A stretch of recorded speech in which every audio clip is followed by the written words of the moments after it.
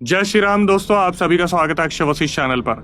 इस चैनल पर मैं अक्षय वशिष्ठ आपको ऐसे पैरानॉर्मल इंसिडेंट और एक्टिविटीज के बारे में बताता हूं जो कि हमारे फॉलोअर्स और सब्सक्राइबर्स हमारे साथ शेयर करते हैं। इंस्टाग्राम आईडी, जीमेल आईडी और अब एक ऐसा फोन नंबर जो कि आप स्क्रीन पे देख सकते हैं। तो कभी आपके साथ कोई पैरानॉर्मल इंसिडेंट हुआ हो, आप उसे रिकॉर्ड करके भेज सकते हैं। मैं अक्षय वशिष्ठ उसे नरेट करूंगा अपनी आवाज में।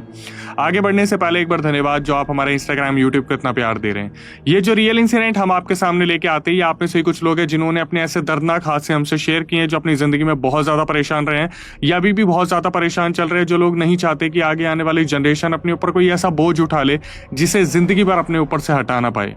आगे बढ़ने से पहले मेरा बस आपसे एक ही सवाल होगा, अधूरी इच्छाओं के साथ जो इंसान इस दुनिया को छोड़ के जाता है, क्या वो सही में जा पाता है? उसकी जिंदगी कुछ ज्यादा ही शापित नहीं होती? आत्मा बनने के बाद भी क्या वो अपनी अधूरी इच्छाओं को पूरी करने के लिए किसी की बॉडी को पोजेस कर सकता है?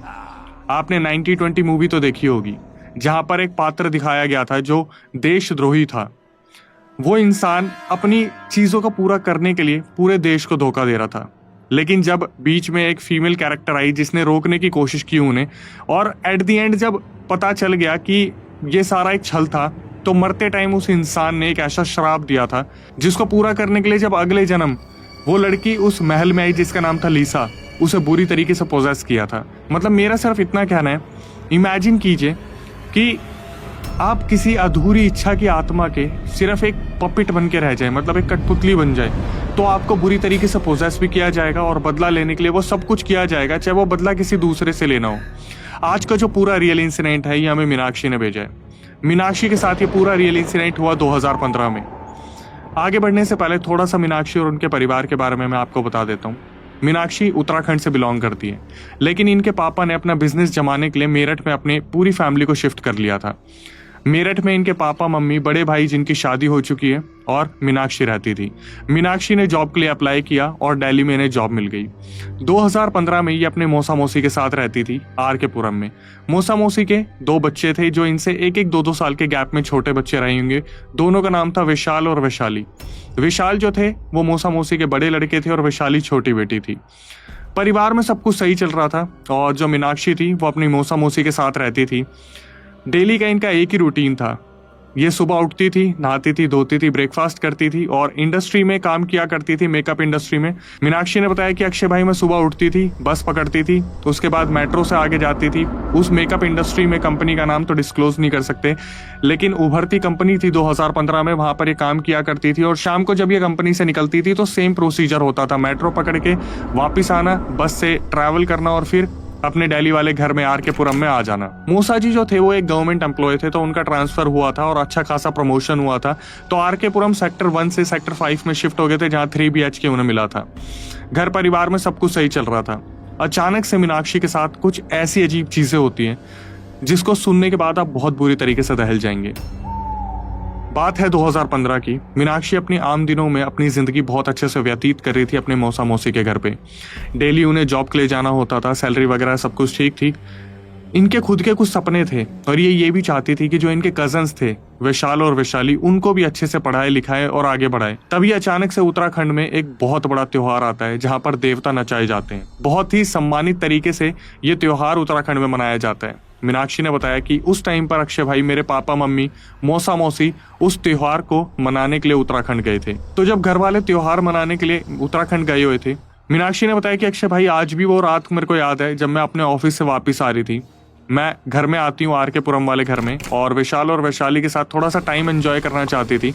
वैशाली ने चाय बनाई थी और मैं चाय पी के आराम से बेड पे बैठी हुई थी, लेटे हुए। अचानक से वहां पर हल्का सा मजाक मस्ती शुरू होती है, और उस मजाक मस्ती के दौरान मैं इतना जोर से हंसना शुरू करती हूँ, मतलब विशाल और वैशाली देखकर बुरी तरीके से डर गए थे कि ऐसा कौन सा मजाक हुआ जिसकी वजह से मीनाक्षी जो थी वो इतनी बुरी तरीके से हंसने लगी कि विशाल और वैशाली बुरी तरीके से डर गए।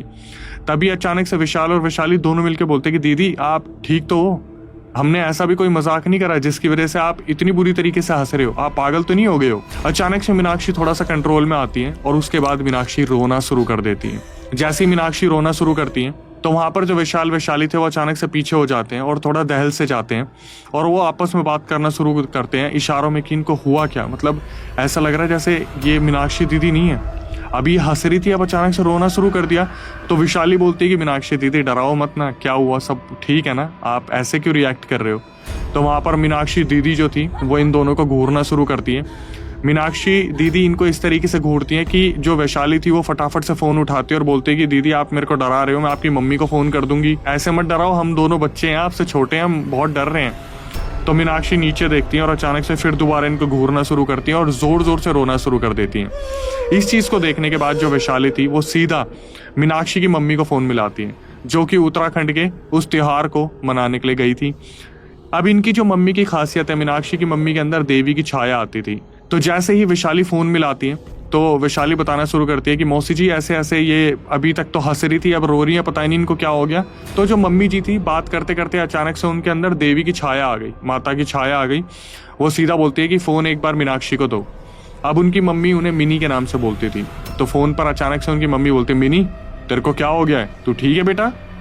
मिनी कुछ बोलेगी और यहाँ पर मीनाक्षी जो थी वो जोर जोर से रोने लग रही थी, जिसके बाद ऐसा लग रहा था, पता नहीं चल रहा था कि हो क्या रहा है। उधर से जो इनकी मम्मी जी थी वो बार बार मिनी मिनी क्या हो गया बेटा। मीनाक्षी अपनी तरफ से कोई जवाब नहीं दे रही थी। तभी वैशाली समझ जाती कि कोई तो बहुत बड़ी आफत आ गई है।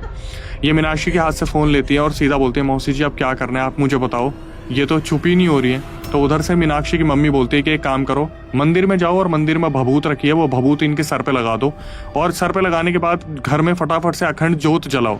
उस जोत के दिए में घी इतना ज़्यादा डाल दो कि वो पूरी रात नहीं रुकना चाहिए और कोशिश करो तुम वहाँ से फटाफट निकलो।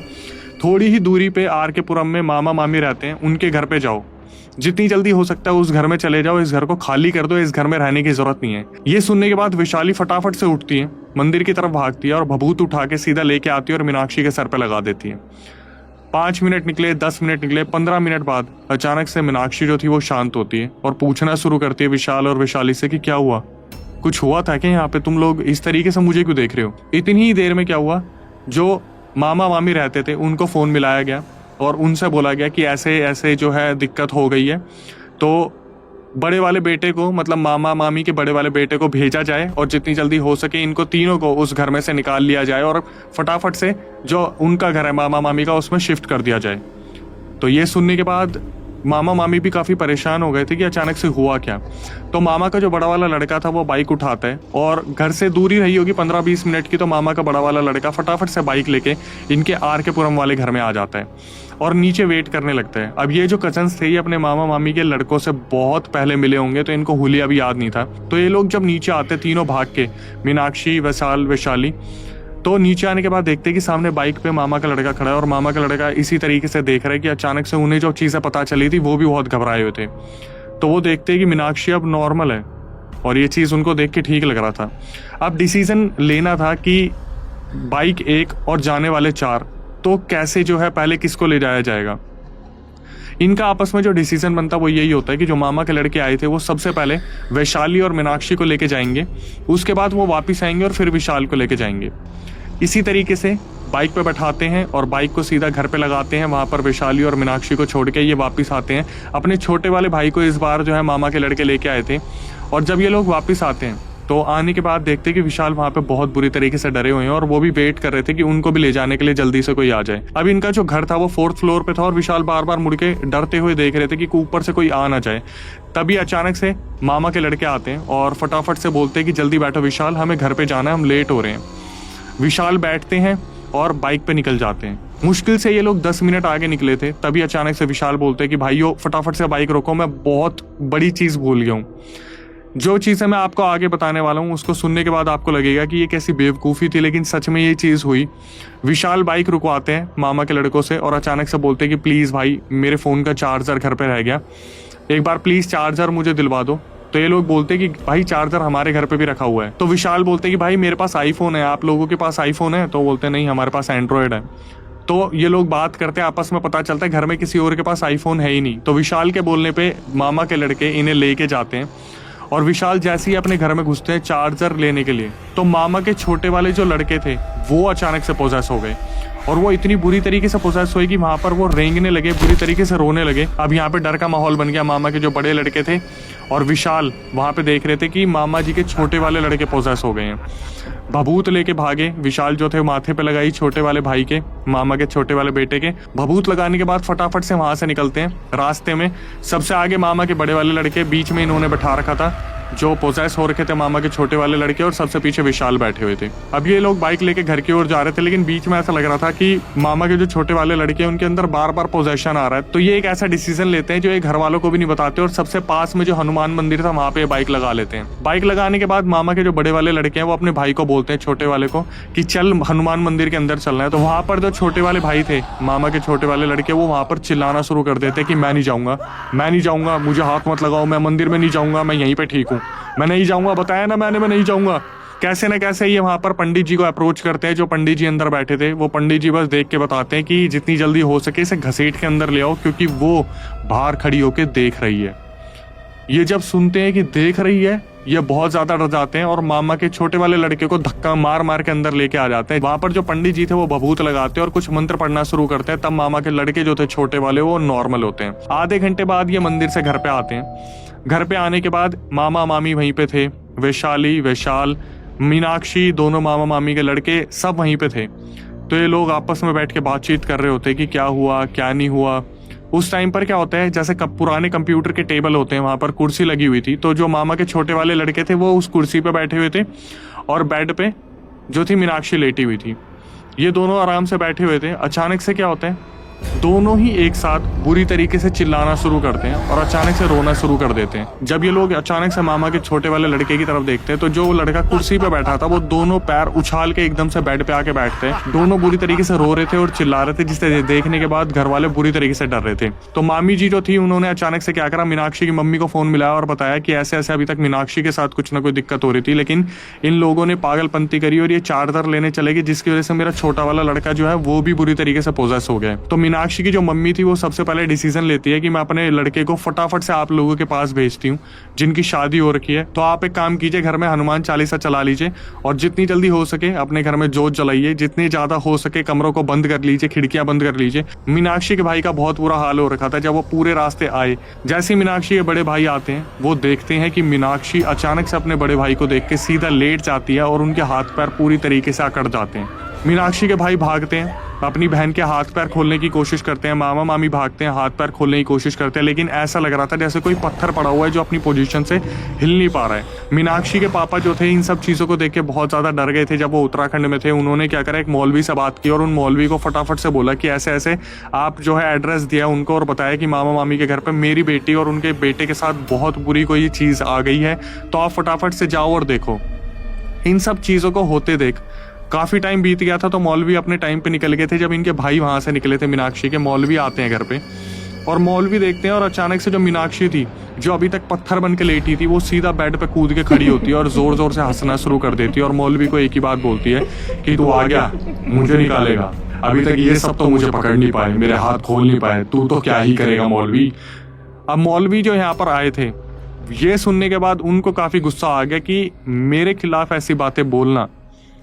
क्या लगता है कि अगर एक मौलवी आएगा और मौलवी अपने बारे में ये सब कुछ सुनेगा तो क्या मौलवी शांत रहेगा? तो यहाँ से मौलवी भी बोलना शुरू करते हैं कि अभी मैं आया हूँ ना, देख लूंगा तुझे तू कौन है, चिंता मत कर, निकाल के ही जाऊंगा।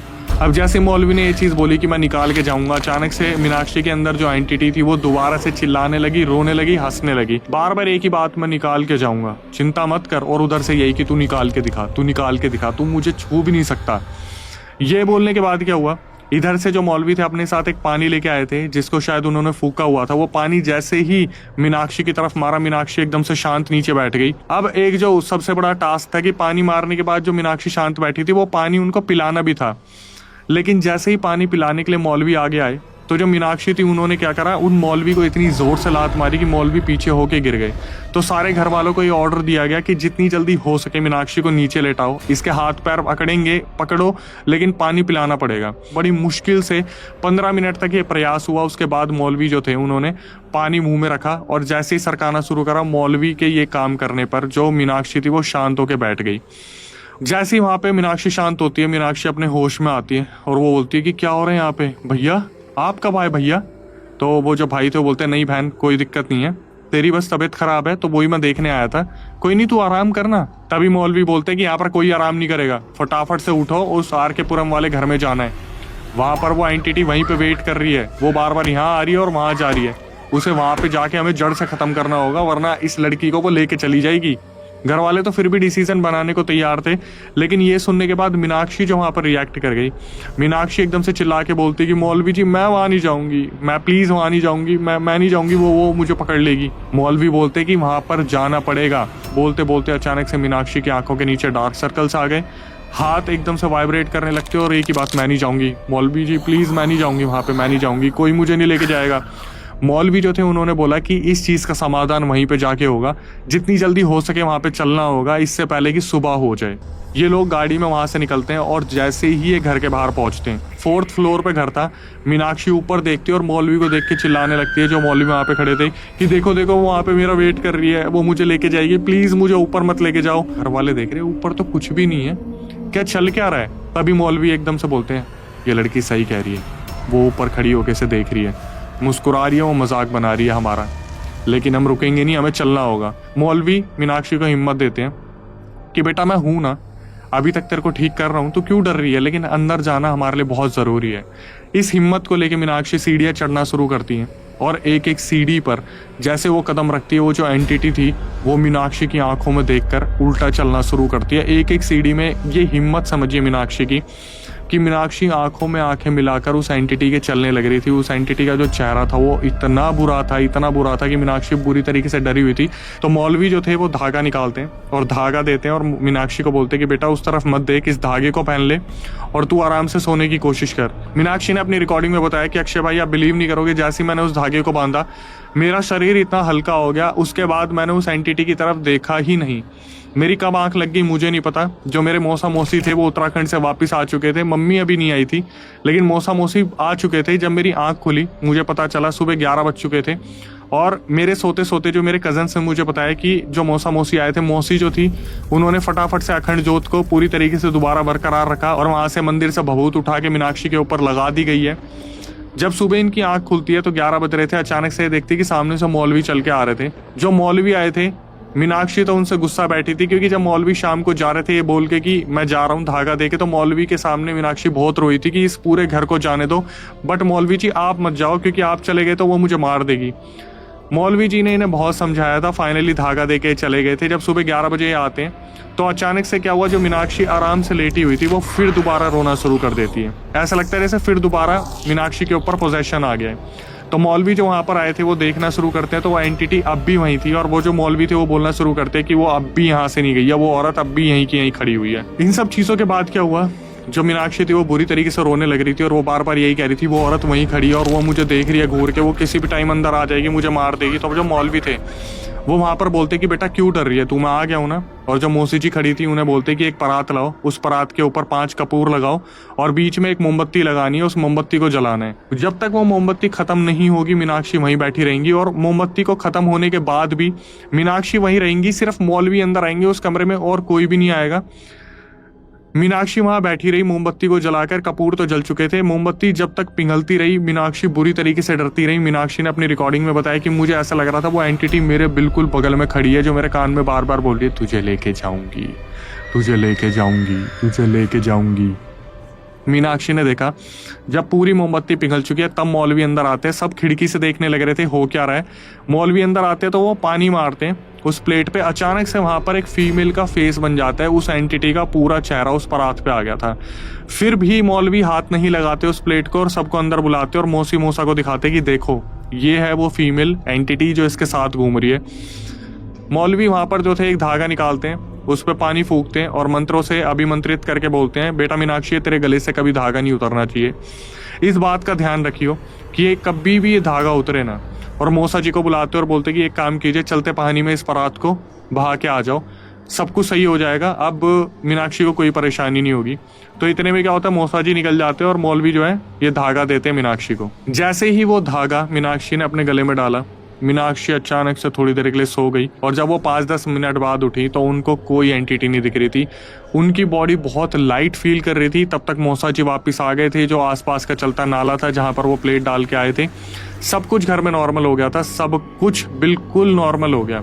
लेकिन एक चीज़ जो आज भी क्वेश्चन बनी हुई है, हालांकि ये पूरा रियल इंसिडेंट यहाँ ख़त्म नहीं हुआ है, लेकिन जो क्वेश्चन मेरे दिमाग में है कि मीनाक्षी के साथ जो हुआ सो हुआ, लेकिन मामा जी के छोटे वाले लड़के के साथ क्या हुआ वो 2025 तक अभी तक सॉल्व नहीं हुआ है। तो वो लास्ट में मैं आपको बताऊंगा कि मीनाक्षी से जब मेरी बात हुई कॉल पे तो उन्होंने मुझे क्या बताया।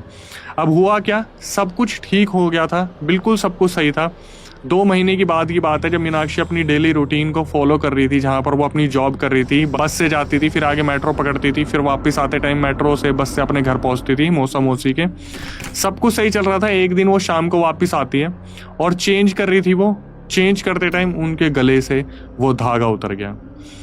धागा उतरते ही जैसे कपड़े आप खींचते हो तो धागा साथ में खींच के आ गया। उन्होंने क्या करा, मीनाक्षी ने उस धागे को दोबारा डाल लिया, ये सोच के कि वो धागा उस तरीके से काम करेगा। लेकिन पहले भी जो मौलवी आए थे उन्होंने ये समझाया था कि धागा अगर एक बार उतर गया तो उसकी सारी पावर खत्म हो जाएगी, तो बहुत ध्यान से रखना उस धागे को। उसी रात अचानक से मीनाक्षी के साथ सब कुछ फिर दोबारा वही होना शुरू हो गया। उनकी पूरी बॉडी अकड़ गई और वो फिर दोबारा रोने लगी, हंसने लगी। भभूत लगाई गई, मंत्र का जाप करा गया। फिर दोबारा जो है मीनाक्षी की मम्मी को फ़ोन करा गया तो देवी आई, और जो देवी उनके ऊपर आई थी उन्होंने बताया कि इसके साथ फिर दोबारा वो एंटिटी आ गई है, तो जितनी जल्दी हो सके मौलवी को बुलाओ। अब इन सब चीज़ों में मीनाक्षी ने अपने मौसा मौसी या किसी को भी ये चीज़ नहीं बताई थी कि वो धागा उतर चुका था। तो जब मौलवी पूछते कि तूने ऐसा क्यों करा, तो मीनाक्षी बोलती कि मैं बहुत डर गई थी, मुझे ऐसा लगा मैं घर वालों को बताऊंगी। मुझे बहुत शर्म आ रही थी कि अपनी जान को बचाने के लिए एक धागा मुझे मिला था और वो भी मुझसे संभाला नहीं गया। तो मौलवी बोलते कि अब इस धागे का कोई भी हिस्सा किसी काम का नहीं रहा, इसे उतार के किसी पीपल के पेड़ पे चढ़ा दो। और जो मौलवी थे उन्होंने हाथ खड़े कर दिए कि अब मैं क्या कर सकता हूँ, मैं एक और नया धागा बना दूंगा तो 2-3 महीने बाद फिर उतर जाएगा। तो मौलवी बोलते कि आप एक काम करो, आपको परमानेंट सॉल्यूशन करवाने की ज़रूरत है। तो जो मौसी जी थी वो मीनाक्षी की मम्मी को फ़ोन करती है और बोलती है कि मौलवी जी बोल रहे हैं कि मैं धागा बना तो दूंगा, लेकिन ये कोई परमानेंट इलाज नहीं है, क्योंकि वो रोक लेंगे, वो इन सब चीज़ों को ख़त्म नहीं कर सकते। तो उधर से जो मीनाक्षी की मम्मी थी वो बोलती कि कोई नहीं, मैं एक काम करती हूँ, जो हमारे उत्तराखंड में पोखरी है, तो वहाँ पर उत्तराखंड में जो करने वाले होते हैं इन सब चीज़ों को ठीक, वो पोखरी होते हैं। तो मीनाक्षी की मम्मी बोलती कि मैं उनसे बात करती हूँ और उनको बुलाती हूँ, तब तक आप एक काम करो, मौलवी जी को बोलो कि इनको धागा दे दें। तो जब धागा देने की बात होती है, मौलवी यही बोलते कि अगर मैं धागा दूंगा तो आपके जो पोखरी आएंगे वो इस धागे को हटाएंगे, मैं यहाँ पे होऊंगा नहीं होऊंगा। इससे अच्छा है कि 2 दिन में अगर वो आ रहे हैं तो मीनाक्षी को बोलो पूजा पाठ करें और इस धागे के भरोसे ना रहें, उनको पोखरी को आने दो। अब ये मौलवी बोल के वहाँ से निकल गए। 2 रातें इनकी बड़ी मुश्किल से निकली। फिर उसके बाद जो उत्तराखंड से पोखरी बुलाए गए थे वो पोखरी आए। उन्होंने कुर्ता पहना हुआ था और उनके पास एक अच्छी खासी नॉलेज थी, मतलब ऐसा लग रहा था हाथ में वो एक त्रिशूल लेके आए थे जो उन्होंने मौसी जी को पकड़ाई। लेकिन जो सबसे अलग चीज़ थी, जैसे ही उन्होंने इनके घर में कदम रखा वो खेल गए, मतलब उनके ऊपर ऐसा लगा उनकी देवी आ गई। आने के बाद उनका आसन लगाया गया और वो जैसे होता है ना, एकदम से उनका फेस थोड़ा सा हिलने लगता है और बार बार खींच के डकार आनी शुरू होती है, कोई चीज़ जैसे खींचना शुरू करती है अंदर उनकी बॉडी में। अचानक से वो पूछना शुरू करते हैं सामने बैठे मीनाक्षी से, कौन है तू, सच सच बता कौन है और इसके अंदर क्यों आई है और क्या चाहती है। मैं देख तो पा रही हूँ कि तू फीमेल एंटिटी है, पर तू है कौन। और ये सब देखने के बाद जो पोखरी थी वो अचानक से मौसी जी को बोलते कि एक परात लाओ, उसमें चावल डालो और सिंदूर डाल देना, उन चावल को लाल कर देना, अब उनका काम यहाँ पर होगा। तो मौसी जी जाती है, एक बड़ी परात में चावल के ऊपर सिंदूर डाल के लेके आती है। यहाँ से जो पोखरे थे वो पूछना शुरू करते कि क्या चाहती है, क्यों आई है।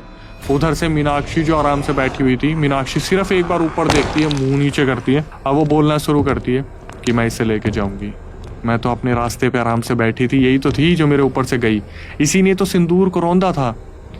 तो वहाँ पर पोखरी जो थे वो बोलना शुरू करते, ये हमारी बच्ची है, तू इसे कहीं नहीं लेके जाएगी, तू ये बता तू है कौन। फिर वो एंटिटी बताना शुरू करती है, यहाँ से 4 गली दूर वो लड़का था जिससे मैं प्यार करती थी, उस लड़के ने मेरे को यूज़ किया। मैं उसके घर पे गई जब बात करने के लिए, उसके परिवार वालों ने और उस लड़के ने मुझसे शादी करने के लिए साफ साफ मना कर दिया। 3री मंजिल से वो जो लड़की थी वो सीधा वहाँ पर अपने बॉयफ्रेंड से डिच होने के बाद उसने क्या करा, उन्हीं के घर से 3री मंजिल से जंप लगा दी। ये पूरा रियल इंसिडेंट जो बताया जा रहा था, वो जो एंटिटी बता रही थी, ये मौसी जी को भी पता था, ये मौसा जी को भी पता था कि ऐसे ऐसे जब ये लोग शिफ्ट हुए थे यहाँ पर, उस टाइम पे एक लड़की थी जिसने शादी से डिच होने की वजह से, मतलब बॉयफ्रेंड ने डिच कर दिया था, तो उस लड़की ने वहाँ से कूद के उस घर से जान दे दी थी अपनी। अब इसके बाद क्या हुआ, वो लड़की तो मर गई, लेकिन उसकी जो आत्मा थी उन घर वालों को परेशान करती थी। तो उन्होंने क्या करा, किसी पंडित तांत्रिक को बुलाकर उस लड़की की आत्मा को जाकर चौराहे पे उतार दिया। और जिस रास्ते से शॉर्टकट लेके मीनाक्षी आती थी, वो जो सुनसान रास्ता था, वहाँ पे आते टाइम जो सिंदूर फैला हुआ था वहाँ पर, वो जो है मीनाक्षी के पैर से टकराया और उसके बाद मीनाक्षी के साथ ये एंटिटी होली। तो मतलब जो उतारा करा हुआ था वो इनके ऊपर आ गया था। मौलवी जो आए थे उनसे वो चीज़ उतारी नहीं गई, उन्होंने तो बांध रखा था। लेकिन जब पोखरी आए थे उन्होंने क्या करा, उनसे पूछना शुरू करा कि अब तू जाने का क्या लेगी। तो वो एंटिटी बार बार बोलने लगी, मुझे बदला चाहिए, मुझे बदला चाहिए, मुझे नहीं पता, मुझे बदला चाहिए। तो इन्होंने जो पोखरी आई थी इन्होंने बोलना शुरू करा कि तू अगर बदला चाहती है तो उससे जाके बदला ले, इससे क्यों तू इसके पीछे पड़ी हुई है। तो वो ये बताने लगती है जो एंटिटी थी कि वो डेली डेली वहाँ पे उतारे का सामान रख रहे हैं, जिस वजह से मैं वहीं पे बंधी हुई हूँ। मैं तो चाहती हूँ कि उस रास्ते से कोई उनके घर के आसपास जाए तो मैं उसे पोजेस करूँ ताकि उस घर तक मैं पहुँच पाऊँ। लेकिन ना तो उस रास्ते पे वो लोग आते और ना वहाँ पर कोई जाने वाला है उनके मोहल्ले में जिनको मैं पोजेस कर लूँ। अब जो पोखरी आए थे वो पूछना शुरू करते कि उतारा करा हुआ है मतलब। तो वो जो एंटिटी थी वो बताना शुरू करती है कि हर 3 दिन में ये लोग मेरे लिए उतारा करते हैं। मतलब जो लड़के की फैमिली थी वो हर 3-4 दिन में वहाँ पे उतारा करके जाते हैं। जो उनके पंडित तांत्रिक थे उन्होंने बता रखा है कि हर 3-4 दिन में आपको उस गली में उतारा करना है जहाँ पर उस लड़की को स्थान मिला हुआ है, मतलब जो एंटिटी वहाँ पर है। अब जो पोखरी आए थे वो बहुत ज़्यादा पावरफुल थे। उन्होंने बोलना शुरू करा, जो उनके अंदर देवी थी, कि ऐसा है, मैं नहीं चाहती कि मैं तुझे भस्म कर दूं, मैं तुझे स्थान दे दूंगी, मैं तुझे रास्ता दे दूंगी, लेकिन इस लड़की को छोड़ दे। तो वहाँ पर जो एंटिटी उनके अंदर आई थी मीनाक्षी के अंदर, वो रोना शुरू कर देते कि माँ मेरी क्या गलती थी, मैं उस लड़के से प्यार करती थी, मैं उससे शादी करना चाहती थी। तो जो देवी आई थी उन्होंने बहुत अच्छी तरीके से बातचीत करी और उसके बाद बोला कि बेटा देख, अब क्या हो सकता है, तू इस दुनिया में तो रही नहीं, इस बच्ची को परेशान करके क्या मिलेगा। तो वो जो एंटिटी थी उसने समझना शुरू करा। तो यहाँ से जो पोखरी आए थे उन्होंने बोलना शुरू करा कि बता तेरी ख्वाहिश क्या है। तो ये बताना शुरू करती है जो एंटिटी थी कि मैं बहुत भूखी हूँ, पहले तो मेरे को खाना दो। तो उस टाइम पर जो मीनाक्षी के अंदर एंटिटी आ रखी थी उसने 25 रोटी खाई, पूरा मग्गा भर के चाय पी। उसके बाद वो जो एंटिटी थी वो वहाँ से मीनाक्षी को छोड़ के चली गई। इसके बाद क्या हुआ, जो वहाँ पोखरी आए थे उन्होंने बताया कि मीनाक्षी को 6 महीने तक इन चावलों को, जो परात में चावल थे, लाल सिंदूर में चावल थे, इनको पोटली बना के अपने बेड के नीचे रखना है, मतलब तकिए के नीचे वो रख के सोएगी 6 महीने तक। डेली एक चावल के दाने को बिना चबाए सीधा सटकना है। उसके बाद 6 महीने तक ना ये परफ्यूम लगा सकती है, ना ही ये चटक कपड़े पहन सकती है, ना ही शोशाबाजी कर सकती है और ना ही मीठा खाएंगी। 6 महीने तक इसी तरीके से सब कुछ रहा, सब कुछ बहुत सही चला। 6 महीने बाद दोबारा उत्तराखंड से उन पोखरी को बुलाया गया जिन्होंने फिर दोबारा पूजा करी। उसके बाद मीनाक्षी को सारी अनुमति मिली कि आप अपनी लाइफ में आराम से रह सकते हो, अब आपके साथ कोई भी दिक्कत नहीं है। तो मीनाक्षी ने moral of the story conclusion खुद दिया कि जो लोग होते हैं, जो लोग टोटके को नहीं मानते, 2 तरीके के टोटके बताए मीनाक्षी ने, क्योंकि वो उत्तराखंड से है तो ये मैसेज डिलीवर करना बनता है। उन्होंने बताया 2 तरीके के टोटके होते हैं। एक होता है कि जो सेकंड के हिसाब से काम करता है, मतलब मीनाक्षी के ऊपर इस तरीके से काम करा क्योंकि उन्होंने बताया कि उनका ऑरा बहुत ज़्यादा वीक था। दूसरा जो टोटका होता है वो टाइम लेता है अपना असर दिखाने में, और दोनों ही टोटके जानलेवा होते हैं। तो उन्होंने बोला है जो लोग आए दिन मटकों पे से गाड़ियाँ चढ़ा देते हैं या बाइक निकाल देते हैं, सिंदूर चूड़ियाँ पड़ी हैं, नींबू कट के पड़े हुए हैं, तो ऐसे लोगों को सावधान होने की बहुत ज़्यादा ज़रूरत है जो ऐसे टोटकों को बहुत हल्के में ले लेते हैं। मीनाक्षी तड़पती रही, सोचो 1 से 2 दिन में उनका क्या हाल कर दिया। उन्होंने बताया कि अक्षय भाई, मैं उभरने में ना, मेरे को आज तक 2025 10 साल ऊपर हो चुके हैं, लेकिन मैं ढंग से उभर नहीं पा रही, और इन सब चीज़ों का असर अभी तक तो है, पूरी ज़िंदगी मेरे पे रहेगा कि मैं किसी गली में जाती हूँ ना तो 100 बार देखती हूँ कि कोई चूड़ी या बिंदी ना पड़ी हो जिस पर मेरा पैर लग जाए। लेकिन मैं यही चाहूँगा कि मीनाक्षी, उनका परिवार, जो भी सब हैं, सब बिल्कुल सलामत रहें। लेकिन आखिरी में जो मैंने आपको बोला था कि मैं बताऊँगा कि मामा के छोटे लड़के के साथ क्या हुआ, तो उनके पितर उनसे रूठे हुए थे। ऐसी जगह पर जाने पर उनके जो पितर थे वो बहुत ज़्यादा एग्रेसिव हो गए, जिसकी वजह से अब मीनाक्षी से जब मेरी कॉल पे बात हुई और मैंने पूछा कि मामा के लड़के के साथ क्या हुआ, तो मीनाक्षी ने साफ साफ बता दी कि अक्षय भाई, अभी तक मेरे मामा का लड़का ठीक नहीं हो पाया क्योंकि उनके पितर अभी तक रूठे हुए हैं उनसे। खैर, आखिरी में आके मेरी आपसे क्या रिक्वेस्ट होती है, जो नए व्यूअर्स हमारे चैनल पे आए हैं, चैनल को सब्सक्राइब कर ले, बेल नोटिफिकेशन ऑन कर ले और इस रियल इंसिडेंट को भेज दे उन लोगों तक जहां तक आप पहुंचाना चाहते हैं, ताकि उनको भी सीख मिल जाए। जो लोग ऐसे ही टोटके को रोनते चले जाते हैं, टक्कर मारते घूमते हैं, उनको थोड़ी सी सीख मिल जाए। इसके बाद यही कहूंगा कि हमारा दूसरा चैनल है जिसका नाम है अक्षय वशिष्ठ हॉरर शो, जहां पर लोग आ रहे हैं अपनी आप बीती बताने के लिए, तो आप क्यों पीछे हट रहे हो, जाके उसे सब्सक्राइब कीजिए, बेल नोटिफिकेशन ऑन कीजिए और इस चीज़ का ध्यान रखिए कि आप भी उसका सदस्य बन सकते हैं। आप ही का वो चैनल है। आपको करना क्या है, पूरी प्रक्रिया मैं आपको बता देता हूँ। अगर आप आके चैनल पर जनता के सामने अपना पूरा रियल इंसिडेंट बताना चाहते हैं तो जो स्क्रीन डिस्क्रिप्शन पर व्हाट्सअप नंबर दिख रहा है उस पर पूरा रियल इंसिडेंट रिकॉर्ड करके भेज दीजिए और मेंशन कर दीजिए अक्षय भाई हम भी पॉडकास्ट में आना चाहते हैं, दिल्ली में हमारा सेंटर है। टीम एक बार रिकॉर्डिंग को रिव्यू करेगी, उसके बाद आपको बुलाया जाएगा। आप भी जनता जनार्दन के सामने पूरा अपना रियल इंसिडेंट बता सकते हैं। इसके बाद जो इंस्टाग्राम यूट्यूब को आप प्यार दे रहे इसी तरीके से बनाए रखिए, जितना ज्यादा हो सके जितना ज़्यादा इस वीडियो को शेयर कीजिए। ये वीडियो मेरे को बहुत ज़्यादा यूजफुल लगी। घर में जितना हो सके प्यार बनाए रखिए, माँ बाप की इज्जत कीजिए, बुजुर्गों से प्यार कीजिए, भाई बहनों को साथ रखिए और उन्हें हमेशा सिखाइए कि बाहर के लोगों से लेकर खाना बंद करें, दूसरों से ज़्यादा इन्वॉल्वमेंट कम रखें, दोस्तों पे भरोसा कम करें, रिलेटिव से दूर रहें और जितना ज़्यादा हो सके हमारी वीडियोस को देखें और उससे सीख लें। टिल देन नई वीडियो नए पॉडकास्ट आने तक stay tuned with the channel.